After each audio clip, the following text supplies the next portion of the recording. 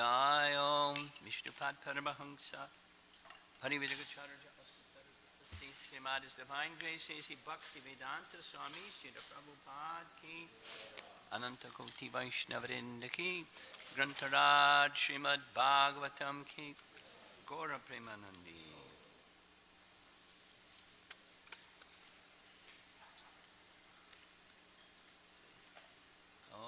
Om Namo Bhagavate Vasudevaya. Om Namo Bhagavate Vasudevaya. Om Namo Bhagavate Vasudevaya.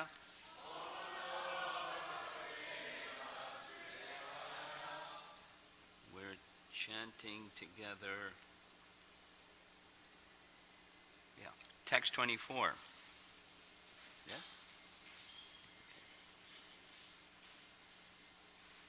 Tatashyava pritcham imam viprichche Vishrabhya vipra iti krityatayam Sarvatmanam riya manaischa krityam Shudham cha tatra rishatabhiyuktaha Tataschava pritcham imam viprichche Vishrabhya vipra iti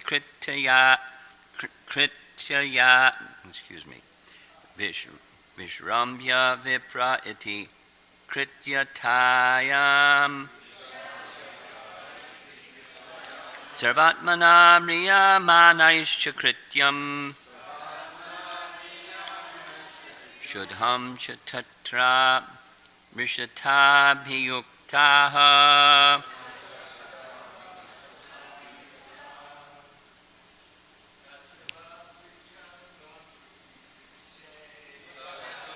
Pritcham imam viprichche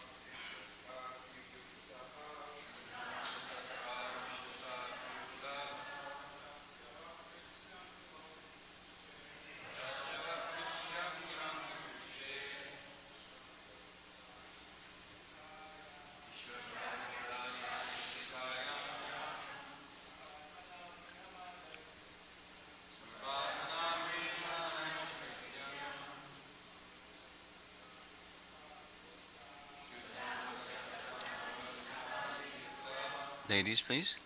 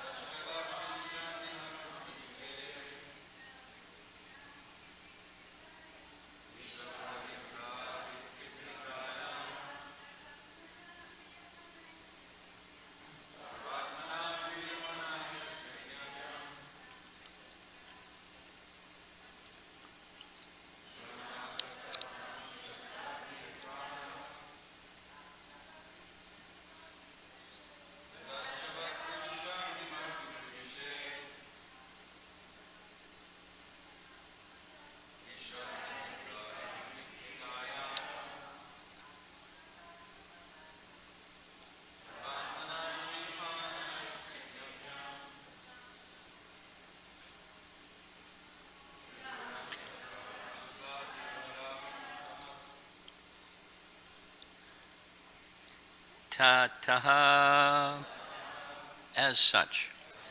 Cha, and. Vaha, unto you.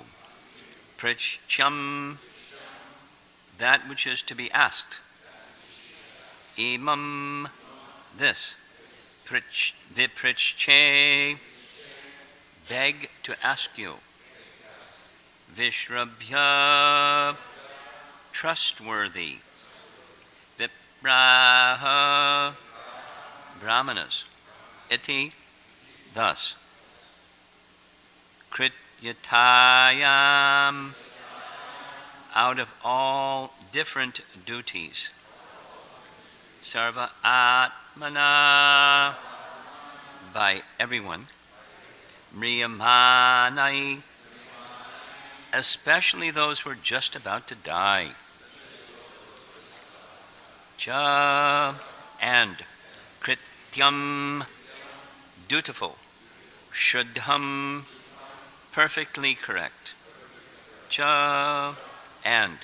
Tatra, therein. Amrishata, by complete deliberation. Abhiyuktaha, just befitting. Translation: Oh, trustworthy brahmanas, I now ask you about my immediate duty. Please, after proper deliberation, tell me of the unalloyed duty of everyone in all circumstances, and especially of those who are just about to die. Purport by Srila Prabhupada. In this verse, the king has placed two questions before the learned sages. The first question is, what is the duty of everyone in all circumstances? And the second question is, what is the specific duty of one who is to die very shortly? Out of the two, the question relating to the dying man is most important, because everyone is a dying man, either very shortly or after 100 years. The duration of life is immaterial, but the duty of a dying man is very important. Maharaj Parikshit placed these two questions before Shukadeva Goswami, also on his arrival, and practically the whole of the Srimad Bhagavatam, beginning from the second canto to the last 12th canto, deals with these two questions. The conclusion arrived at thereof is that devotional service of the Lord Sri Krishna, as it is confirmed by the Lord himself in the last phases of the Bhagavad Gita, is the last word in relation to everyone's permanent duty in life. Maharaj Parikshit was already aware of this fact, but he wanted the great sages assembled there to unanimously give their verdict on his conviction, so that he might be able to go on with his confirmed duty without controversy. He has especially mentioned the word shuddha, or perfectly correct, for transcendental realization or self-realization. Many processes are recommended by various classes of philosophers. Some of them are first-class methods, some of them are second or third-class methods. The first-class method demands that one give up all other methods and surrender unto the lotus feet of the Lord, and thus be saved from all sins and their reactions.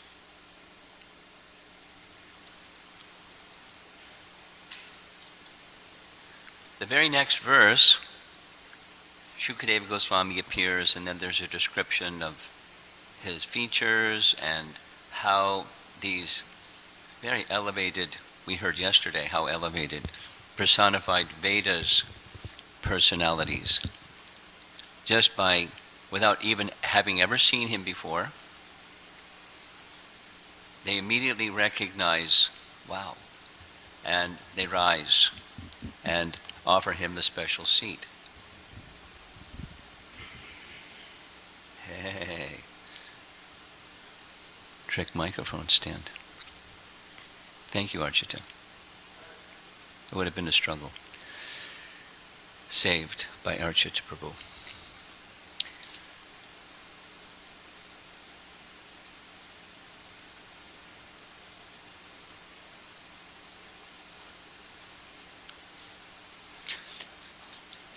I want to read, there's two verses after they receive Shukadeva Goswami and etc., the introduction, the recognition by everyone of the exalted.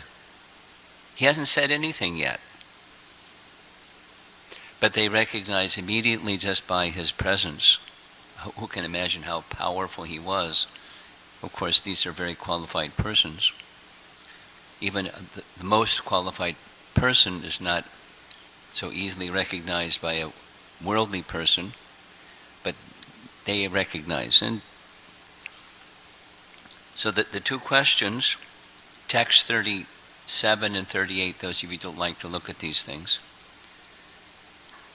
You are the spirit, this is Maharaj Parikshit to Shukadev, same two questions. You are the spiritual master of the great saints and devotees. I am therefore begging you to show the way of perfection for all persons, and especially for one who is about to die. And then the next verse has no purport, but please let me know what a man should hear, chant, remember, and worship, and also what he should not do. Please explain all this to me. So this is, the door is being opened for Bhagavad Dharma by the circumstance. It's the invitation to speak Srimad Bhagavatam's message, and that's a Lord's arrangement. And Shukadeva Goswami speaks, and there's, as with any instruction, one who hears carefully will always have clarification questions, not specifically doubting questions, although, like in Bhagavad Gita, Arjuna has some doubt. Over here you say this, and over there you say that. I'm confused. Could you clarify? But seeking the inquisitive spirit, when one wants to know, and one hears truth with a capital T, absolute truth, then naturally there's questions. It's a symptom of, I want to know and I hear, and I'm not there yet, so I have questions. It's natural. It's a sign of intelligence. It's a sign that one has heard well. So Shukadeva Goswami is speaking. Maharaj Parikshit has abundant questions as it goes along. And then similarly in this, the format of the Bhagavatam, and for that matter the Puranas, is the question-answer format. Qualified speaker, qualified hearer, and the qualified hearer seek clarification. Now, as with Arjuna, so also with Maharaj Parikshit, they're taking the position of one of us. Specifically, in this purport, I mean, in Bhagavad Gita, Arjuna is covered. Maharaj Parikshit isn't covered, not like he can't understand. Arjuna is covered, and Maharaj Parikshit is seeking clarification, as described here. He already knows, but he's seeking clarification so that there'll be no confusion and no dispute about, is he doing the right thing? So he's a king. And he's seeking confirmation from the most eminently qualified brahmanas from all over the universe, as we heard, including Brahmaloka, descending to give transcendental knowledge. So he's eager for the transcendental knowledge, which he already knows, but he's seeking confirmation. Something like, nice, it's different, but it's similar, when he saw the personality Kali breaking the bowl. Like,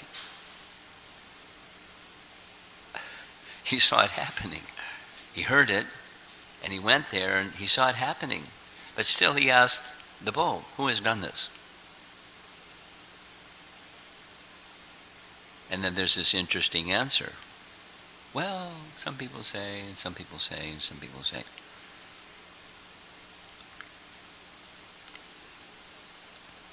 It's hard to say. What's the cause of action? It's hard to say. So how do you get an answer to something that's hard to say? Well, the method of the Bhagavatam and the method of Bhagavad Gita and the method of Vedic wisdom is you hear from the right person. In the past week, I have had 4 conversations with new people, like really new, brand spanking new people. And they are just learning, and the spiritual marketplace has abundant chaos. This and that and the other thing and the other thing. And even those that have had some exploration within the Vedic paradigm, the Vedas, there's abundant, what to speak of the internet, but aside from the internet, there's abundant. So as Prabhupada is addressing that in the purport, first class, second class, third class, so it's not we just dismiss. It's just not properly understood without disciplic succession. Like, what's the goal of this or that? What's the goal?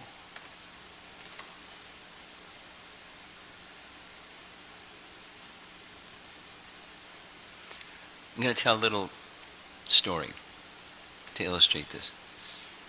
Prahladananda Swami and I both became Hare Krishna devotees at the same university.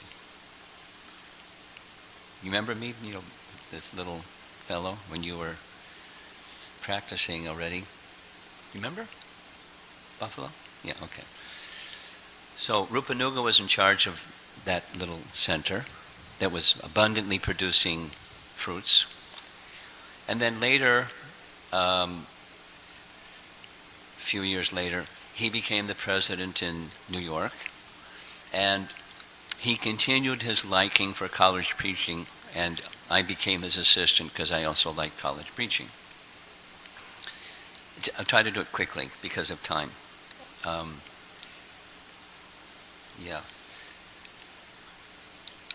A quick apology. I had a plan to, because I heard Ratnabhushana is in the hospital, go see Ratnabhushana and spend time with Savas, and because I had an afternoon flight, and the airlines, without telling me, changed the flight. And I found out when I tried to check in, pre-check, and I have to leave right after class. So I'm going to excuse me for running, but I'm going to have to run. So Rupanuga, maybe some of you know him, some of you may not know him. He has, his profile is very serious. I mean, some of you are younger generation people, you won't know. He reminded me of Yul Brynner, like naturally bald and like intense person.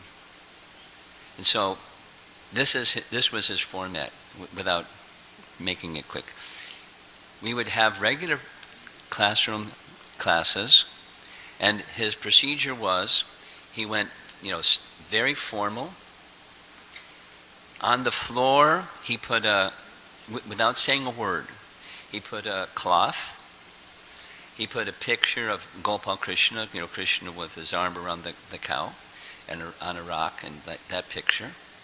And then he set up a bell and some incense, and he lit some incense. He hadn't said a word. And lights the incense and offers the incense and looks at the audience like, wow, what planet is this man from?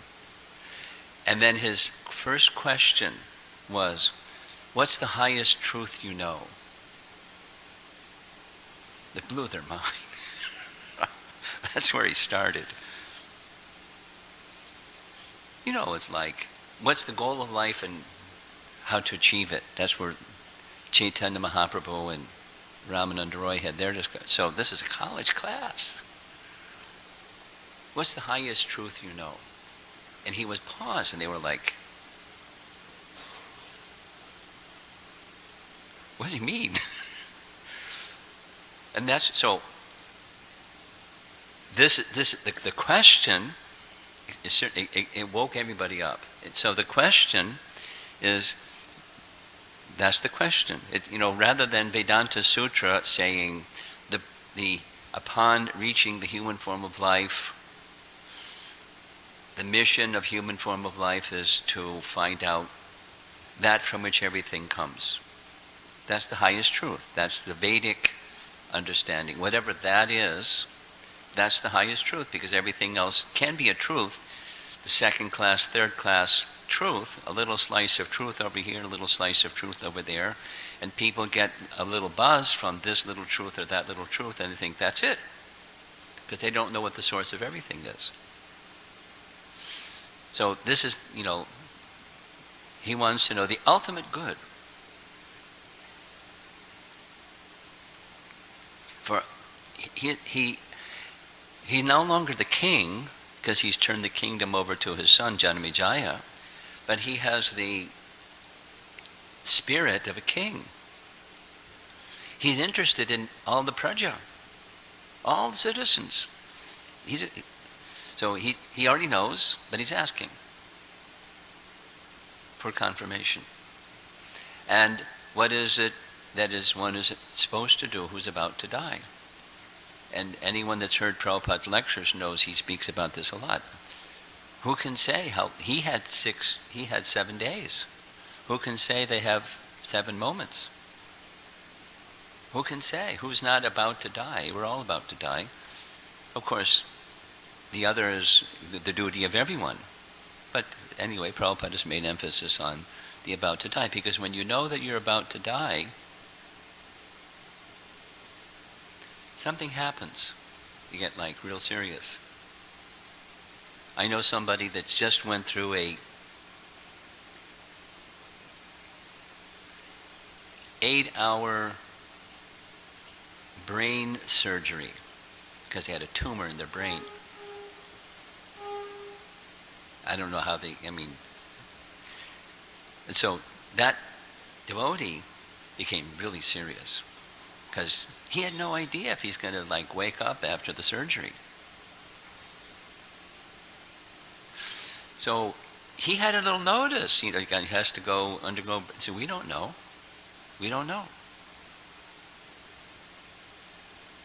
Like Ratna, when we went out to ride his bicycle, he didn't know, and Krishna protected him. But gosh, so our Bhagavad Dharma is in pursuit of that, and all the other things that we do is in pursuit of that. That's the alignment message, that guna and karma, the behaviors, our values, those things that we hold as important to us, our deep convictions, it's all in alignment of this pursuit of the absolute truth, which we're part and parcel of. And when we have a phrase that I very much like, that I would hear Prabhupada say many times, when a goal is well defined, it's very easy to take steps to reach the goal. And then the converse is, if the goal is not well defined, good luck. I had a friend in college that during that era, he had a little sports car, a convertible sports car, and on every Saturday he'd go out for a drive. And I asked him, when you go out for the drive, where are you going? He's just going for a drive. I said, hope you get there.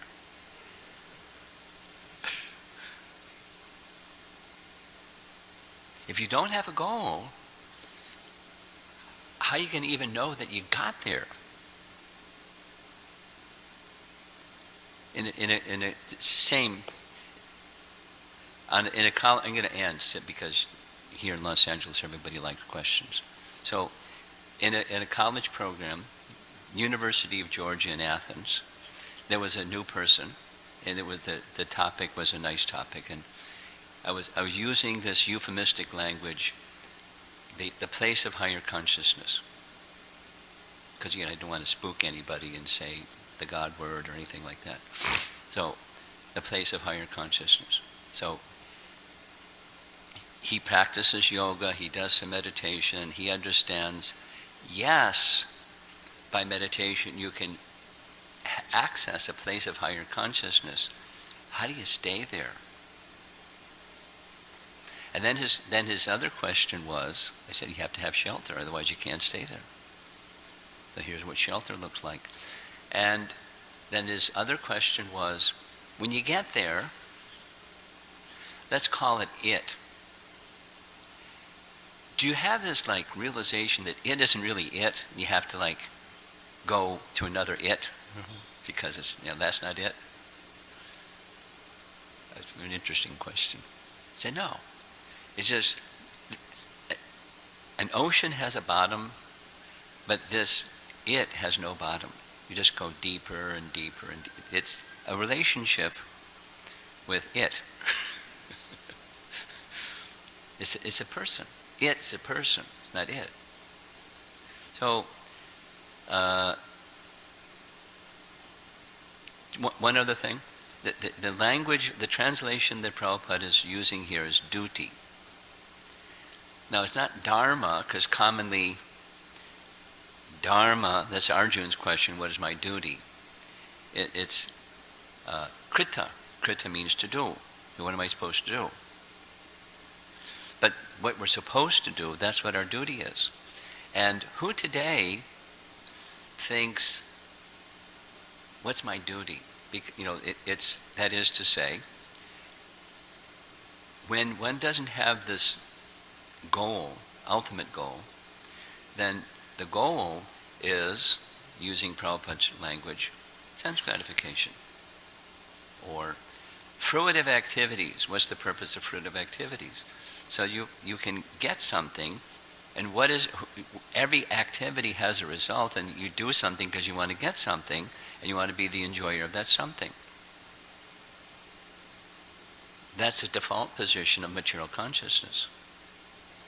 So duty has a higher sense. The higher sense is this ultimate goal. So what's the duty of all persons? Gosh, people today, do they think about duty?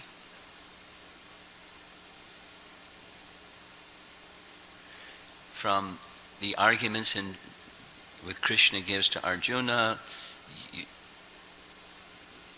you're an exalted person. You're my friend. It doesn't look good. You know the purpose of life, but your position is non-arrogant. It's like you don't even know you have a duty.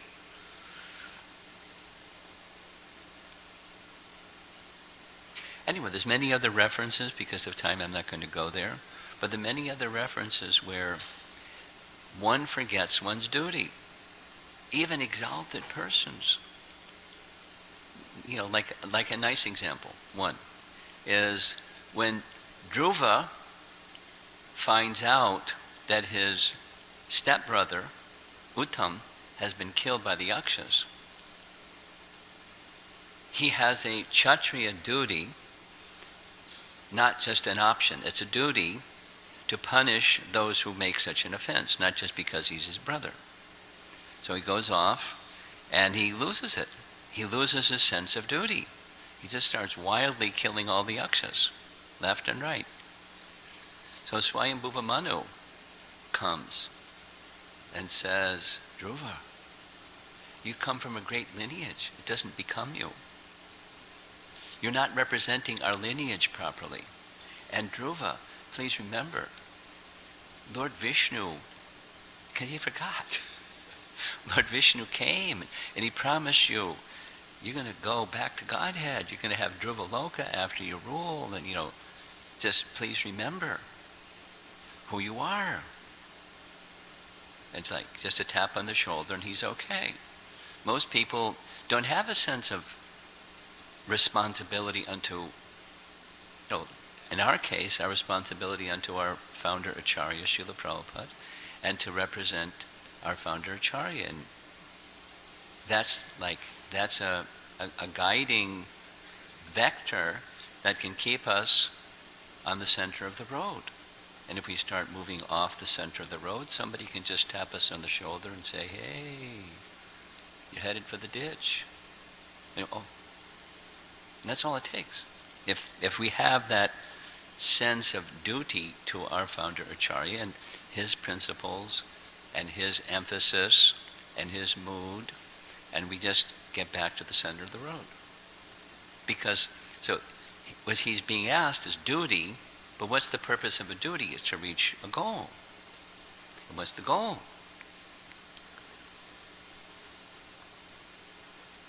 Connect with the absolute truth. Okay, what's the absolute truth? The Supreme Personality of Godhead. Okay.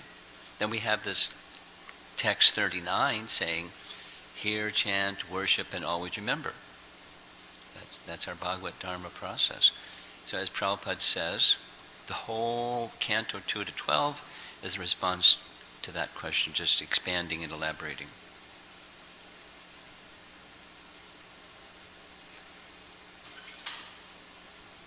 To be continued tomorrow morning. So any comments or questions? I'm looking at Archit, he always has a question or a comment. No, not this morning? Okay. Yes, over here, up front.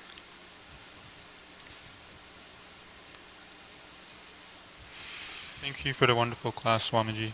How would the Prabhu that went to college preaching, how would he follow up that question? How do I follow up that question? No, how would he follow it up for his preaching purposes when he asked them what is the highest truth they know? Oh, it's all over the place. It was like 4th of July, because just like these conversations, I was commenting, in the past week I've had some number of conversations with people. It's just, they really don't know. And so part of the approach is to put, they think they know, but they really don't know, and to help them want to know. So it depends on the person and the mood and so forth. But that was where he wanted to take it. Respond to your bucket has holes in it. So let's take anyone else and anyone else. And so would you like to look at a bucket that doesn't have holes in it? That was his approach. Okay. You have something? Just scratching. Okay. In the back, Parvat Moody.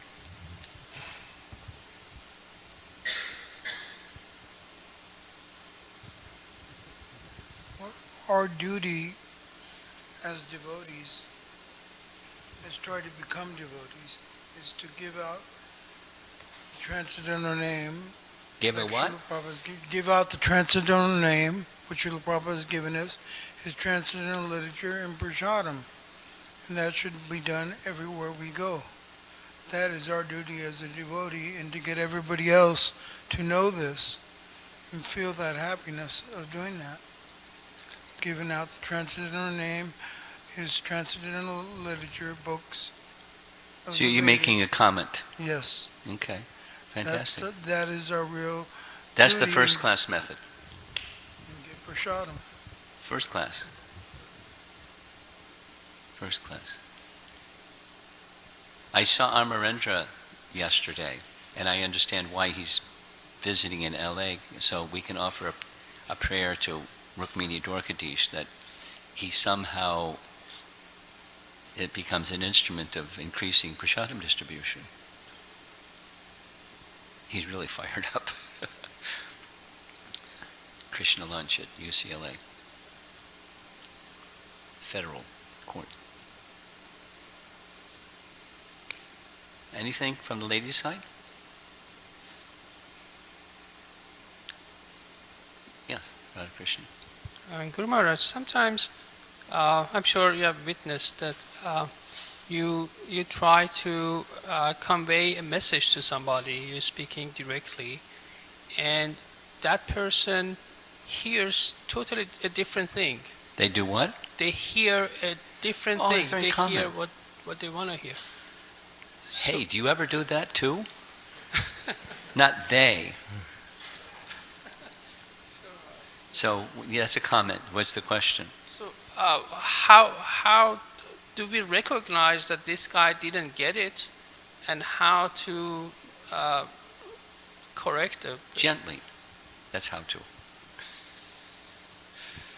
Now, I know some devotees that don't do it gently. And somehow, some of those devotees that don't do it gently get through. But sometimes those devotees that don't do it, same devotee that doesn't do it gently, it really puts people off. They run the other way. So, the gently approach is a nice approach. There he goes, Archita. Last question, we're going to end.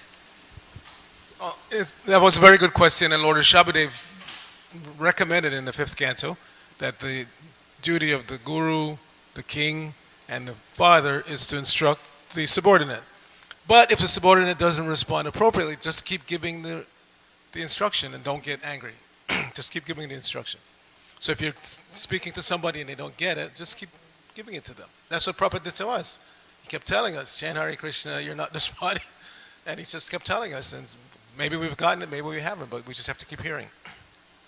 I had two things. I was hearing a recording of a lecture in Hyderabad, and Prabhupada was pointing to the, his favorite, here's the West European American disciples, and he, quickly described they came from a background that was very sinful, and just by hearing and hearing and hearing and hearing, they've now come to accept. He was revealing his strategy, which is exactly what you said. However, Prabhupada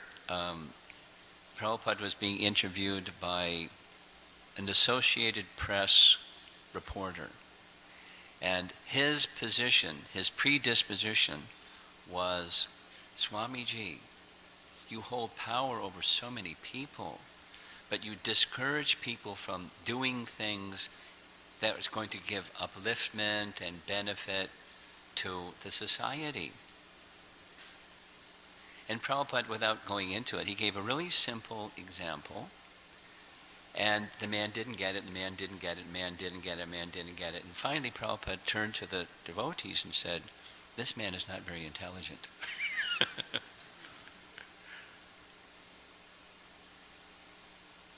So, but he didn't lose it. He was just very patient and said it again and said it again. And the man came back with the same predisposition. And it's something like this lady that in Bhaktivedanta Manor that wanted her son to become a doctor and brought the priest and, ganged up on Prabhupada. And he said, there's so many doctors, there's so few Hare Krishna devotees, so devoted to God, and we don't need another doctor. We need the purity that comes from this life and training. Well, he can become pure and be a doctor at the same time, right? And isn't that part of your teachings, right? And so, can you just, right in front of us, can you encourage him to become a doctor right now? Prabhupada did budge. You kept making the same point. They didn't accept. They had a predisposition. That's one of the things that happens when people can't hear. They have a predisposition. Okay. Thank you very much. Prabhupada Ki Jai.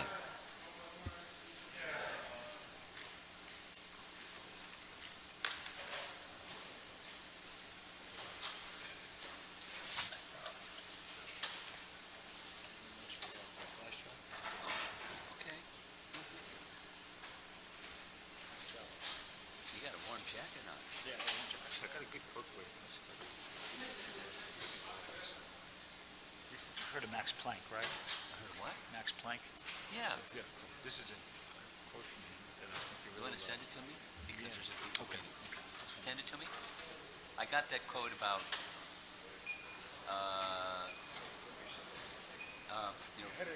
Christ spoke up. Yeah. You just sent you that? Yeah, he sent it. That's incredible. Yeah,